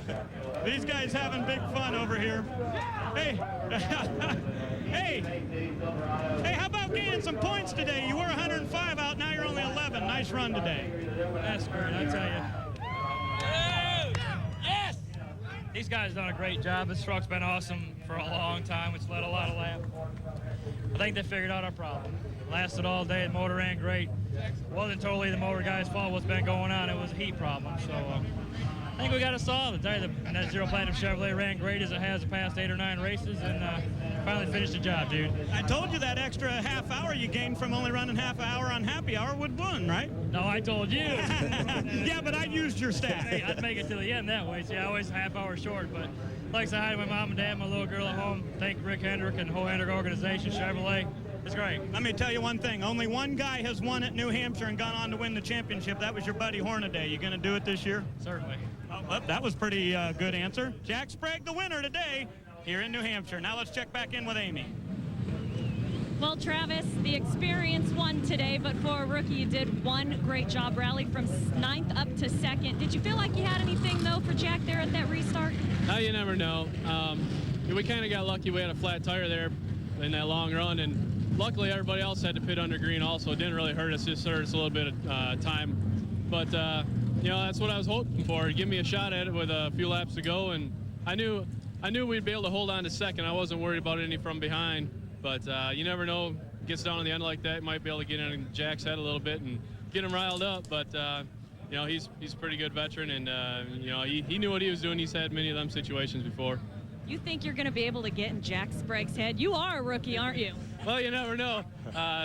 First time here at Loudon with the Cat Rental Store Silverado, and you know, I got to try what best I can do is you know, make myself feel better, anyways. But you know, that's what we needed at the end of the race, get a shot at him, and Jack had the truck to beat today. You did a great job today, Travis. Thank you. Travis Quapple's 3rd runner-up finish of the year. Take a look at our unofficial results. There were 8 trucks finishing on the lead laps, 4 Chevys and a Dodge. In that order in the top 5 with Sprague, Quapple, Setzer, Hendrick, and Musgrave. You see Ruttman had trouble in the final lap, and you see he faded back to 8th finishing position, still on the lead lap. Great run for Matt Crafton in 10th, Tom Carey in 11th. 16 through 30, you'll see Scott Riggs, our points leader, back in 24th finishing position, 18 laps behind. Trouble today for Riggs. He came in 59 points ahead, and he will lose the points lead as a result of this. And there are the last 3 finishers. More post-race with interviews and more celebration from New Hampshire International Speedway when we come back. Welcome back to the Magic Mile, Loudon, New Hampshire, where a large crowd on hand. Just got to see some Truck Series action today. Here with Dennis Setzer, you finished 3rd, rallied from 15th up to 3rd. Not to take anything away from you, but let's talk about Danny Gill. This is your 7th top 10 since he's come on board. That's pretty impressive, isn't it? You know, from where this team's came from early in the year. Really proud of all the guys in Oklahoma and Danny Gill coming on board. You know, they've really turned this program around for me. And turned it around. But I mean, Danny says, you know, he goes, I haven't changed a whole lot. I mean, this is a good team and it was intact, but he must bring something special as far as setup or even just confidence to your group. Well, I think that's a lot of it. Confidence, you know, give the guys a lot of knowledge, works with them very closely, and gets the guys where they need to be, you know. there's no way to say how much Chevrolet's helped us on this thing. The Silverado's been great for us all the way through this year, so we're just proud of all of them. Well, Dennis Setzer did a good job, and Ray Dunlap is standing by with another rookie who had a good finish. Ray? Well, Amy, Ricky Hendrick made some pretty good progress from 13th up into another top 5. 7 top 5s this year already. Pretty good day today, right? Yeah, you know, the guys did a good job. We struggled ever since we got here, and I guess that's part of a rookie team. You know, you unload and you're good some days, you unload and you're not so good some days, and we unloaded, we weren't so good. We improved a lot. GMAC Silverado ran up front all day. So, you know, we came out up front that last restart. I figured either I was going to get turned or I was going to have the position, and we ended up finishing right where we started. So it wasn't too bad of a day. Nice to have a week off, right? Oh, yeah. Yeah, we got a week off, and we're going to go party a little bit and then gather back up to go IRP. Okay, Ricky Hendrick with another top 5 finish today here in New Hampshire. Well, take a look at the point standings. We mentioned Riggs had lost the points lead. He has not lost the point leads. He will have an 8-point lead over Joe Ruttman. Sprague back in third, just 11 points back. Ricky Hendrick, Travis Quapple. You see Tolzman moved up to 9th spot from 10th in the points. Setzer is 8th. So a jumbling in the top 10 in points. We'll come back with more post-race after 14 of 24 events are complete. We'll see what's going to happen in 2 weeks at IRP. Back in a moment. Well, that sounds like the question for Joe. What happened on that last lap? Well, I was getting real tired, and I thought I'd just pull in. You know, I said, that's enough's enough. No, the oil pump belt flew off the pump, the oil pump, and it you know, was seizing up, and I just clutched it and just coasted around. But we were getting, you know, thoroughly trounced anyway. But it would have been nice to make the last lap, you know, instead of giving up a lap early. Yeah, the entire race, though, it seemed as though the handling of the truck seemed to fall off for you guys. What happened? Did it tighten up on you? Yeah, it really did. You know, the nose was sailing real bad, and we just, you know, just kept going slower and slower. And we tried everything. You couldn't put our finger on it. And, you know, maybe IRP we can figure out something a little better. But we just got beat today. There's just no question about it. We were out to lunch, really. Yeah, and if he can put his finger on it at IRP, we know what happened last year. He got to sign on for another year with, that's all right, a contract. Ray Dunlap. Well, we also need to find out what happened with the 2 bunch. Another problem. You had to go behind the wall again, lost a bunch of points. I know you got to be real disappointed with that. Yeah, especially as good as we had the truck. You know, the truck was working pretty good there. We were just a little tight at the beginning behind Sprague there, and just hate it for the guys. You know, when you have a good truck, you know, sort of like Texas did, we have a good truck and you're not able to really capitalize on it, you know, it hurts. But we had a right rear brake caliper bracket break, and we had to come in, of course, take everything off, re-weld the bracket back on there so we could have a brake caliper. And man, just hate it for these guys because they work hard. We had a good truck, and you know, for something oddball as that to happen, I hate it for the guys. But we've got a really good points race because of that. Well, you guys do, but I don't care about a good close one. Okay, guys. Well, we certainly tightened it up a bit here today as Sprague made big progress in the points, and the big loser today, of course, was Scott Riggs. He lost 51 points. Ray was up by 59 coming in over Joe Ruttman, now up by just 8 points over Ruttman. And Sprague is 11 back in third with Hendrick and Quapple in the top 5. How about Friday, August 3rd? Going to get it on at Indianapolis Raceway Park in the Power Stroke Diesel 200. Right back. His history, and we got more post-race. Let's check in with Amy.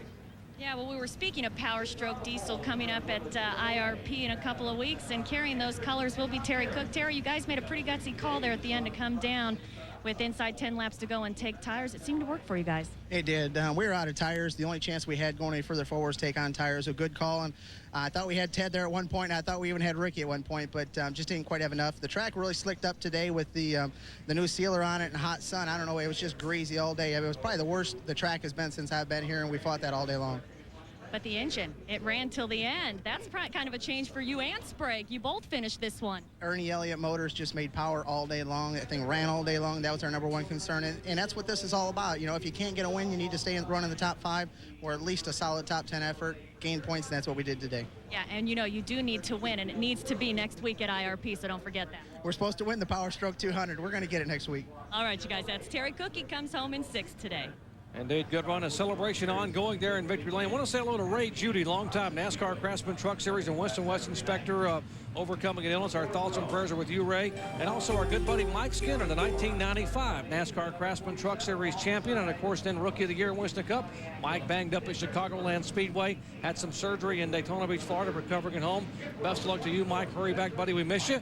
As the celebration is ongoing there, and Jack Sprague is closing in on the all-time victory list. You see he's just 4 away now from Ron Hornaday, two-time series champion. Sprague now at 21. You see Joe Ruttman back at 13 among active drivers here.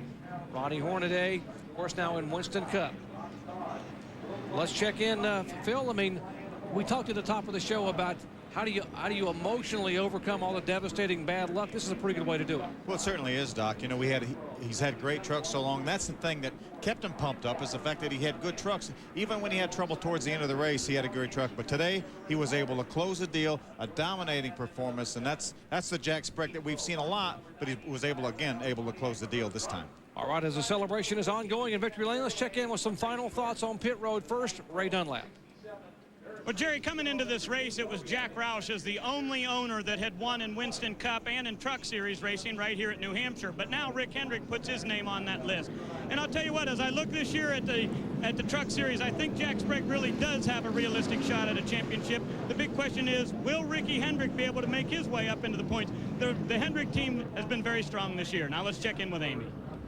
Well, after the last couple of weeks and some speedway racing at Kansas and Kentucky, Loudon is kind of getting us in the mood for some short track racing. And IRP, by far, under the lights, is one of the most exciting truck races all year. I know I'm sure looking forward to it. We have a short little break, and we'll see which competitor may find their way to victory lane at the Power Stroke Diesel race at IRP. That should be a good one, Amy. What a crowd on hand to watch NASCAR Craftsman Truck Series action. Bob and Gary Bear's beautiful facility, New Hampshire International Speedway, here in the surrounded by pine trees and great race fans. Over 50,000. And folks, will invite you out to Indianapolis Raceway Park coming up on Friday, August 3rd, the Power Stroke Diesel 200. Could it be an omen for Hendrick Motorsports? They dominate today. What about Winston Cup on Sunday? Remember Jeff Gordon on the pole in the DuPont Chevrolet. For Phil Parsons, Ray Dunlap, and Amy East, I'm Jerry Punch, once again congratulating Jack Sprague on his win in today's New England 200. We invite you to join us on Friday night, August 3rd, 8 p.m. Eastern Time. Indianapolis Raceway Park will be the scene for the NASCAR Craftsman trucks as they go for the Power Stroke 200. Coming up next, the 2001 College Cheerleading National Championships from Orlando, Florida. This has been a presentation of ESPN, the worldwide leader in sports. For more, log on to ESPN.com. Once again, congratulations to 1 Mile Track Jack. The jinx is gone, and Sprague's the winner at New Hampshire. So long, everyone.